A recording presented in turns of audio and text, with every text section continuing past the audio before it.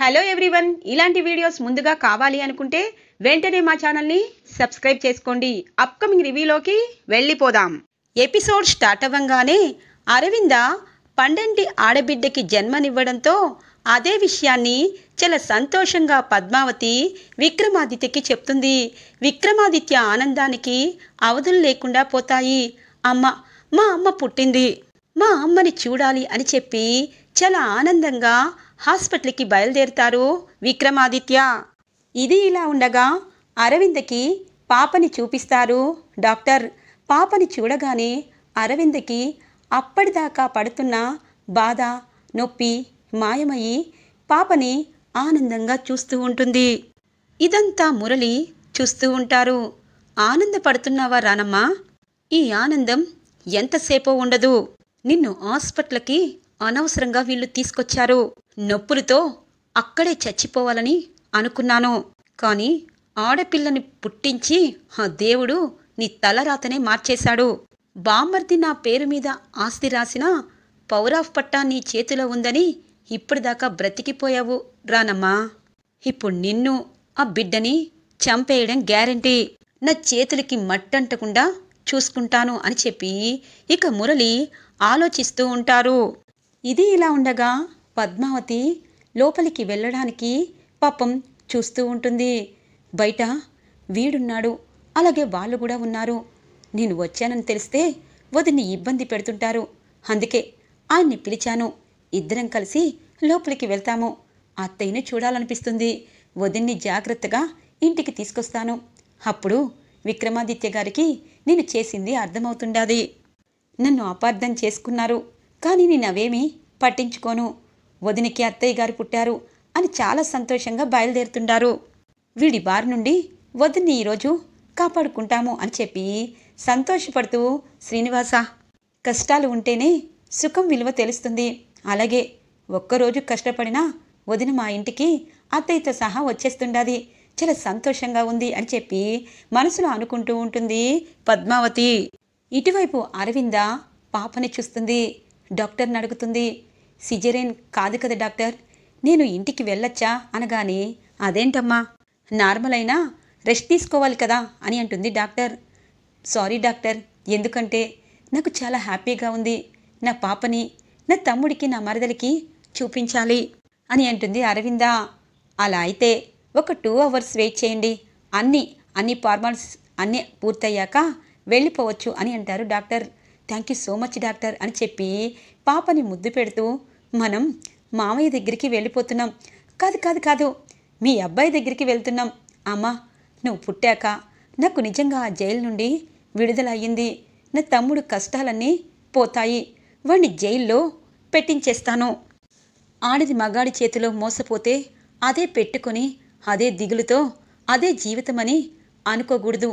ఖచ్చితంగా ఆడదానికి ఎంతో జీవితం ఉంది. పాపాత్ముడికి ఖచ్చితంగా శిక్ష వేయించాలి అని చెప్పి పాపని ముద్దులాడుతూ సంతోషపడుతూ ఉంటుంది అరవింద. ఇది ఇలా ఉండగా ఇక మురళి అక్కడున్న నర్స్తో మాట్లాడుతూ ఉంటారు. సార్ పిలిచారు, మీ భార్య డిశ్చార్జ్ చేయమని చెప్తున్నారు.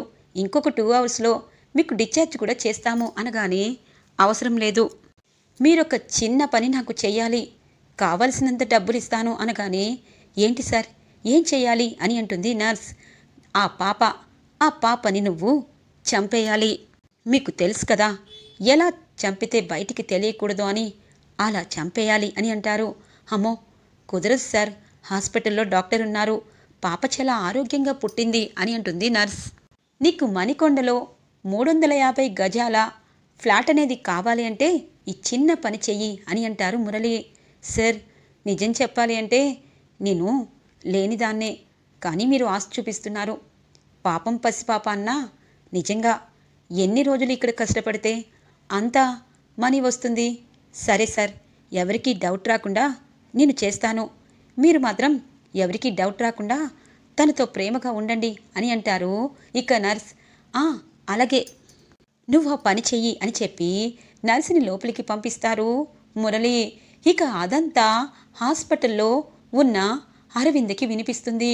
అంటే అమ్మని, నా పాపని చంపాలనుకుంటున్నాడా ఈ దుర్మార్గుడు? వీడు ఇంతకి తెగించాడు. వద్దు, నేను ఇక్కడ ఉండకూడదు, నా పాపని కాపాడుకోవాలి అని చెప్పి ఇటు అటు చూస్తూ ఒక్క నిమిషం అని అంటుంది నర్స్కి. ఏమైంది మేడం? పాపకి నేను పాలు పట్టించుతాను అనగానే, డాక్టర్ ఫస్ట్ టైం నాకు పట్టించమన్నారు, అందుకే కొంచెం మీరు బయటికి వెళ్తే నేను పాపకి అని అంటుంది అరవింద. సరే మేడం అని చెప్పి నర్స్ బయటికి వెళ్తుంది. ఇక అరవింద వెనక నుండి వెళ్ళిపోతుంది పాపని తీసుకొని. కరెక్ట్గా విక్రమాదిత్య కూడా హాస్పిటల్కి చేరుకుంటారు. పద్మావతి పరుగు పరుగున అక్కడికి రావడంతో, పద్మావతి అక్క ఎక్కడుంది అని అడుగుతారు. వదినా పైన ఉంది సారు, నేను వెళ్ళి చూసొస్తాను, మీరు తర్వాత రండి, ఆ దుర్మార్గుడు పైనే ఉన్నాడు, మన ఇద్దరం వెళ్తే డౌట్ వస్తుంది అని చెప్పి ఇక తనే వెళ్ళి చూసేసరికి అక్కడ అరవింద ఉండదు. ఇదేంటి, వదిన ఈ రూమ్లోనే ఉండాది కదా, మరి ఇప్పుడేంటి లేదు అని చెప్పి అక్కడున్న నర్స్కి అడుగుతుంది. ఈ రూమ్లో ఉన్న మా వదిన అనగానే, ఉన్నారు అని చెప్పి లోపలికి వెళ్ళేసరికి అరవింద అక్కడుండదు. అదేంటి, మేడంకి నేను వేసిన ప్లాన్ తెలిసిపోయిందా, ఇక్కడ నుండి వెళ్ళిపోయారు, ఇప్పుడు ఎలా? మణికొండలో 350 గజాల ఫ్లాట్ పోయినట్టేనా, ఎలాగైనా తన్ని పట్టుకోవాలి అని చెప్పి నర్సు గబగబా బయటికి వచ్చి మురళికి విషయం చెప్తుంది. ఇక పద్మావతి పరుగు పరుగున విక్రమాదిత్య దగ్గరికి వస్తుంది. వదిన పైన లేదు సారు, పాపతో సహా వదిన కనిపించటం లేదు అనగానే, పద్మావతి ఏం చెప్తున్నావు? అక్క 12 బిడ్డని జన్మనిచ్చాదు చూడ్డానికి వచ్చాను, ఇప్పుడు ఇలా చెప్తున్నావు అనగానే, సారు వదిన ఖచ్చితంగా వాడి చెర నుండి బయటికి రావాలని బయలుదేరినట్టుంది, అందుకే వదిన ఇక్కడ ఎక్కడో ఉంది, మనం వదిని తీసుకువెళ్ళిపోదాం, మీరు వెతకండి అని చెప్పి అంటుంది. సరే అని చెప్పి విక్రమాదిత్య హాస్పిటల్ మొత్తం పాపం వెతుకుతూ ఉంటారు. పద్మావతి కూడా వెతుకుతూ ఉంటుంది. ఇక అరవింద పాపని తీసుకుని కిందికి వస్తుంది. పరుగు పరుగున వస్తూ ఉంటుంది. ఇంతలో అక్క అక్క అని విక్రమాదిత్య గొంతు వినిపిస్తుంది. వదిన ఎక్కడున్నారు, మీకు భయం లేదు, మీకు మేము వచ్చేసాము అని చెప్పి పద్మావతి గొంతు కూడా వినిపిస్తూ ఉంటుంది అరవిందకి.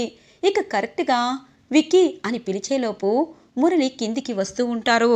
ఇక అక్కడున్న స్తంభం దగ్గర దాక్కుని ఉంటుంది. మురళి ఇక కిందికి వచ్చేలోపు నర్స్ చెప్తుంది, అయ్యో మీ ఆవిడ గారు మన ప్లాన్ తెలుసుకొని తప్పించుకున్నారు సార్, హాస్పిటల్లో లేరు, వెళ్ళిపోయారు అని చెప్తూ ఉంటుంది. ఏంటి, అరవింద తప్పించుకుందా, ఇప్పుడు ఎలా? హాస్పిటల్ నుండి బయటికి వెళ్ళే అవకాశం లేదు కదా, అర్ధరాత్రి కదా అని అంటారు. ఏమో సార్, తను తప్పించుకుంది, మేము డాక్టర్కి ఇన్ఫామ్ చేయాలి అని చెప్పి ఇక నర్సు వెళ్ళిపోవడంతో, ఎక్కడున్నావు అరవిందా, ఈరోజు పాప ప్రాణాలు తీయకుండా ఈ మురళి ఉండడు, ఈ చుట్టుపక్కలే నువ్వు ఉండుంటావు అని చెప్పి బయటికి వచ్చి రౌడీలకి చుట్టుపక్కల వెతకమంటారు. ఇక రౌడీలు మొత్తం వెతుకుతూ ఉంటారు. అరవింద పాపం అక్కడ చెట్లు పొదల్లో దాక్కుని ఉంటుంది. ఇంతలో పాప ఏడవడానికి సిద్ధంగా అనిపిస్తూ ఉంటుంది. ఇక అరవింద అనుకుంటుంది, ఖచ్చితంగా పాపని నేను బ్రతికించాలి, నేను చచ్చిపోయినా పర్వాలేదు, ఈ దుర్మార్గుడి కంట నేను పడకూడదు, విక్కీ ఎక్కడున్నారా ఈ దుర్మార్గుడు అని చెప్పి బాధపడుతూ ఉంటుంది.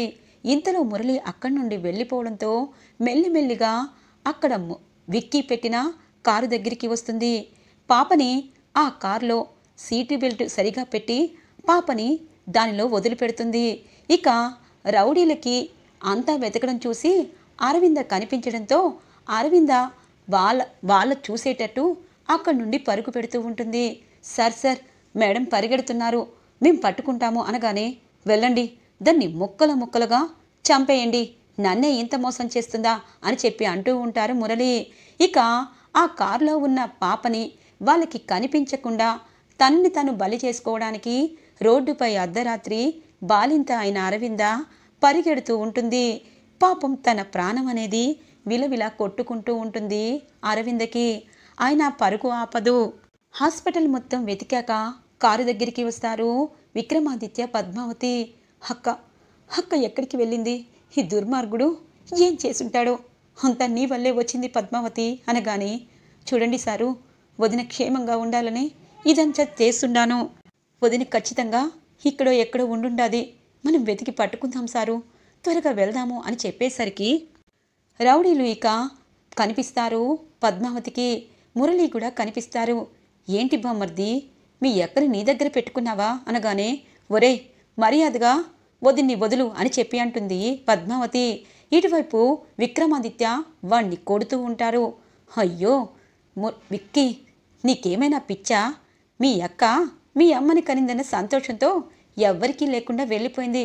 ఈరోజు మీ అక్కని చంపేస్తాను అనగానే ఇక విక్కీ కోపంతో కొడుతూ ఉంటారు. ఇంతలో రౌడీలు వస్తారు.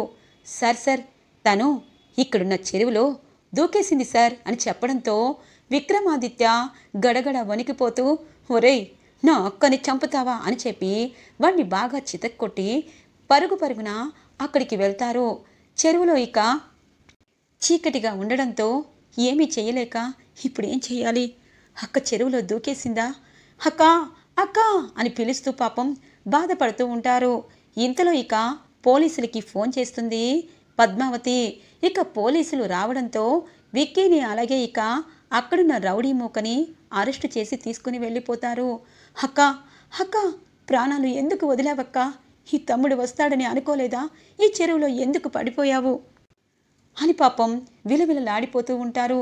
సారు, ఏడవద్దు సారు, ఆ దుర్మార్గుడి గురించి నాకు ముందే తెలుసుండాది. కేసు వాపస్ తీసుకుంటే వదిన్ని బ్రతికిస్తానని చెప్పాడు. అందుకే కేసు వాపస్ తీసుకున్నాను. కానీ వదిని ఇలా చేస్తాడని అనుకోలేదు. సారు, మీరు బాధపడద్దు అని చెప్పి పద్మావతి ఓదారుస్తూనే ఉంటుంది.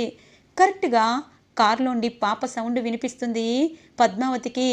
ఏడుపు వినిపించేసరికి, సారు, పాప గొంతు వదిన బ్రతికే ఉండాది సారు, మీరు బాధపడద్దు అని. కానీ అవునా అని చెప్పి పరుగున మొత్తం వెతుకుతూ ఉంటారు.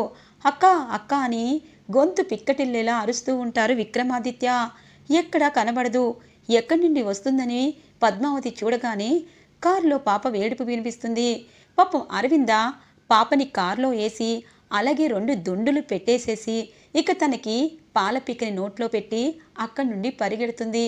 అందుకే పాప ఏడవకుండా ఆగిపోతుంది. ఇక ఆ పాలపీక పక్కకి రావడంతో పాప ఏడుస్తూ ఉంటుంది. ఇక అమ్మ అని చెప్పి ఇక కారులో ఉన్న పాపని ఎత్తుకుంటారు విక్రమాదిత్య. సారు, ఆ దుర్మార్గుడు చెరా ఇక నుండి పోయినట్టే. కానీ వదిన నిజంగా ఆత్మహత్య చేసుకుందా? అలా జరుగుండదు సారు అనగానే పద్మావతి, తప్పు చేశాను, వాణ్ణి బ్రతికించి తప్పు చేశాను. వాణ్ణి చంపేస్తే అక్క మనతో పాటు ఉండేది అని పాపం విక్కీ బాధపడుతూ ఉంటారు. ఇక అక్కడ కొంతమంది పోలీసులు ఇక నైట్ అంతా ఆ చెరువుని గాలిస్తూ ఉంటారు. ఇక చెరువులో ఏమీ లేకపోవడంతో, సార్, మీ అక్కగారు ఈ చెరువులో పడి ఉండు, ఇక్కడి నుండి దూరంగా వెళ్ళుంటారు అనగానే సౌండ్ వచ్చింది కదా అని అంటుంది పద్మావతి. ఏమో, ఈపాటికి తను చనిపోయినా తను బ్రతుకున్నా మనకి తెలిసేది. తను ఇక్కడ లేదు అని చెప్పడంతో ఇక విక్రమాదిత్య అలాగే పద్మావతి తెల్లవారుతుండగా ఇంటికి చేరుకుంటారు పాపతో. ఇక ఇంటిలో వాళ్ళ అమ్మతో అలాగే పాప వచ్చినట్టు విక్రమాదిత్య పద్మావతి రావడంతో ఇంట్లో అందరూ సంతోషపడతారు. ఇక అరవింద లేకపోవడంతో ఇల్లంతా చాలా బాధపడుతుంది. ఇక తన అమ్మ వచ్చినా అక్కని కోల్పోయాను అని చెప్పి విక్రమాదిత్య బాధపడుతూ ఇక అలాగే పాపని చూస్తూ ఉంటారు. ఇది ఇలా ఉండగా తెల్లవారుతుంది. అరవింద పరుగున ఒక హోటల్ ముందు వెనుకాల నించుని బిక్కుగా చూస్తూ ఉంటుంది. దేవుడా, నన్ను ప్రాణాలతో ఎందుకు ఉంచావు? ఆ దుర్మార్గుడు నా పాపని ఏమీ చేయకుండా విక్కీ తీసుకువెళ్ళుంటాడు. అలాగే నేను చెరువులో పడిపోతేనే వాళ్ళు ఖచ్చితంగా ఏదైనా అయ్యిందని ఇటువైపు వస్తారని పెద్ద రాయిని వేసేశాను. నిజంగా ఇలాంటి దుర్మార్గుడు వల్ల నేను ఇంకా బాధపడాలి. నేనిక ఇక్కడ ఉండకూడదు. నా పాపని ఖచ్చితంగా విక్రమాదిత్య చేతిలో పెట్టాను. ఆ కారులో ఉన్న పాప ఎవరు అడుగుతారు, విక్రమాదిత్య తీసుకుంటాడు అని చెప్పి అక్కడి నుండి ఇక ఒక బస్సు ఎక్కి దూరంగా వెళ్ళిపోతూ ఉంటుంది అరవింద. ఇక విక్రమాదిత్య పద్మావతి దగ్గరికి వస్తారు లాయర్లు. మురళి ఫ్రాడ్ చేశారు. తను మీ అక్కని అలాగే పాపని కూడా చంపాలని రౌడీల్ని పెట్టించారు. తన పాపం పండింది. మీ ఆస్తి మీ చేతికి వచ్చింది అని చెప్పి ఆస్తి పేపర్లని అలాగే వాళ్ళ ఉంటున్న ఇంటిని ఇక తాళాలతో సహా ఇచ్చేసి వెళ్ళిపోతారు ఇన్స్పెక్టర్ అలాగే లాయర్ గారు. పాప వచ్చిన వేళ విశేషంతో మన ఆస్తి మన సొంతమైంది, కానీ అరవింద మనకి దూరమయ్యింది అని చెప్పి పాపం ఇంట్లో వాళ్ళందరూ బాధపడతారు. ఇక విక్రమాదిత్య పద్మావతి కుటుంబ సభ్యులందరూ ఇక తమ పాత ఇంటికి, అంటే తన ఆస్తి అంతా రావడంతో ఆ ఇంటికి వెళ్ళిపోతారు. ఇటువైపు అరవింద ఎక్కడికి వెళ్తున్నానా అని తెలియకుండా పయనమవుతూ ఉండగా ఒక పల్లెటూరు చేరుకుంటుంది. అక్కడ దిగి ఒక హోటల్ ముందు మంచినీళ్ళు అడుగుతుంది. ఏమ్మా, నీది ఈ ఊరు కాదు కదా అని అంటారు. ఈ ఊరు కాదు, ఈ ఊరే నాది అనుకుంటాను. నాకు కొంచెం మంచినీళ్ళు ఇవ్వండి, ఈ హోటల్లో పనిచేస్తాను అని అంటుంది అరవింద. అమ్మా, చూడ్డానికి డబ్బున్న ఆమెలా ఉన్నావు, నువ్వేం చేస్తావు అని అంటారు. నేను చేస్తాను అని చెప్పి ఆ హోటల్ దగ్గర ఆగుతుంది. ఇక అక్కడున్న భార్యాభర్తలు, అమ్మా నీకిప్పుడు డెలివరీ అయ్యిందా, నువ్విప్పుడు బాలింతవి కదా అని అంటారు. వీళ్ళకెలా తెలిసింది అని చెప్పి అనుకుంటూ ఉండగానే ఇక అక్కడున్న కొంతమంది, ఇలాంటి వారికి పని పాటుండదు, పిల్లల్ని వదిలేసి ఇలా వచ్చేస్తారు అనగానే, ఆపండి, తను ఇక్కడికి వచ్చింది పని చేస్తాననింది, ఊరికి నీ డబ్బులు అడగలేదు. అమ్మా, నీ పొత్తిళ్ళలో బాబో పాపో ఏమయ్యారో తెలీదు, నువ్వు ఎందుకు ఈ ఊరికి వచ్చావో తెలీదు, నా కూతురు కూడా చనిపోయింది, నా కూతురివి అనుకుంటాను, నువ్వు నాతో పాటు రామ్మా అని చెప్పి ఆ భార్యాభర్తలు ఇక ఆ హోటల్లో వెనక వైపు ఉన్న తమ ఇంటికి తీసుకుని వెళ్తారు. ఈరోజు ఎపిసోడ్ ఇలా ఇంట్రెస్టింగ్గా ఎండ్ అవుతుంది ఫ్రెండ్స్. రాబోయే ఎపిసోడ్స్ కోసం మా ఛానల్ని సబ్స్క్రైబ్ చేసుకోండి. Thanks for watching friends.